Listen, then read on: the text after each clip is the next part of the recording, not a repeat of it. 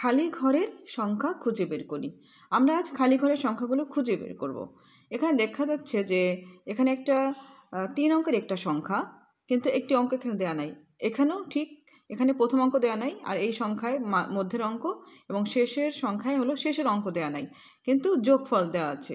এখন এই অঙ্কগুলো, এই সংখ্যার এই অঙ্কগুলো কত হবে আমরা বের করব। এটা বের করার নিয়ম কি দেখো, যেহেতু আমার যোগফল এখানে 7 আছে, ডান একদম ডানে 7, তাহলে আমরা 7 বের করব কি একক স্থানের অঙ্কগুলো যোগ করে আমরা 7 বানাবো। তাহলে এখানে একক স্থানের অঙ্ক যেহেতু কিছু নাই, তাহলে এখানে কত আছে, এখানে আছে 5, আর এখানে আছে 0, তাহলে 5 আর 0 কত হয়, 5 হয়, কিন্তু এখানে আছে 7, 7 হতে আর কত লাগবে, আর 2 লাগবে, তাই আমরা এই যে এককের স্থানে এখানে আমরা 2 লিখব।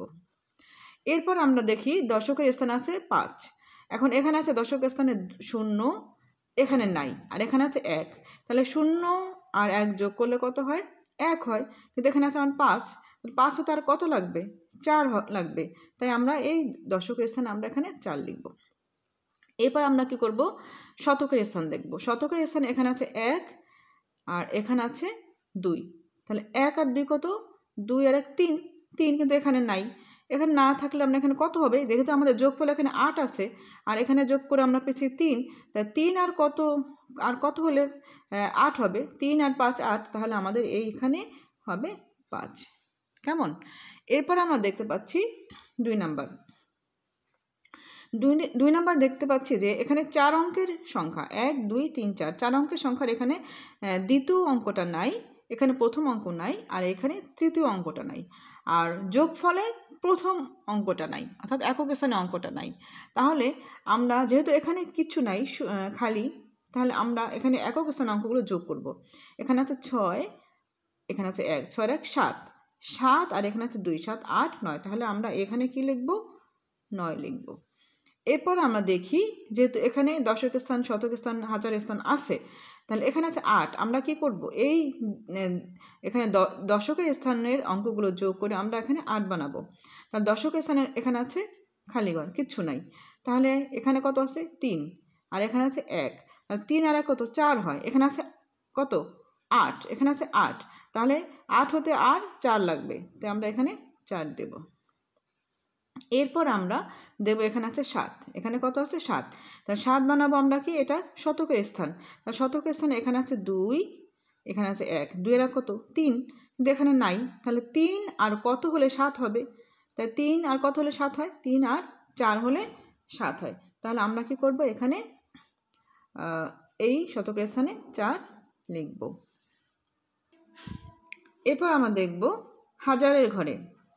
হাজার ঘরে এখানে যোগফল আছে 9, তাহলে আমরা এখানে দেখি, এখানে আছে 4, এখানে কিছু নেই, এখানে আছে 3, 4 আর 3 কত 7, যেহেতু আমার এখানে 9 আছে, 9 হতে আমার কত লাগবে, 7 8 9, 2 লাগবে, আমরা এখানে 2 লিখব। এরপর আমরা দেখছি উপর নিচে যোগ, এটা আমরা পাশাপাশি যোগ করেছি।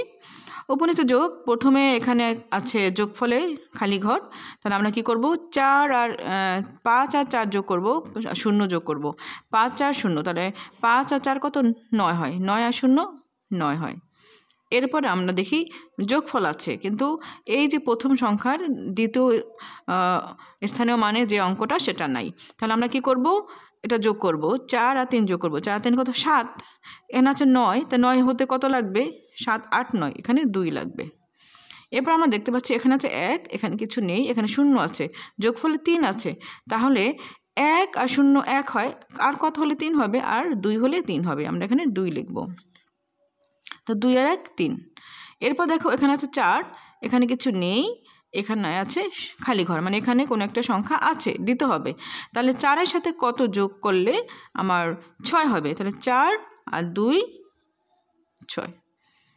এরপর দেখতে পাচ্ছি এটা 7 0 1 যোগ করলে কত হয়, 7 আর 1 8 আর 0 8, আমরা 8 লিখলাম।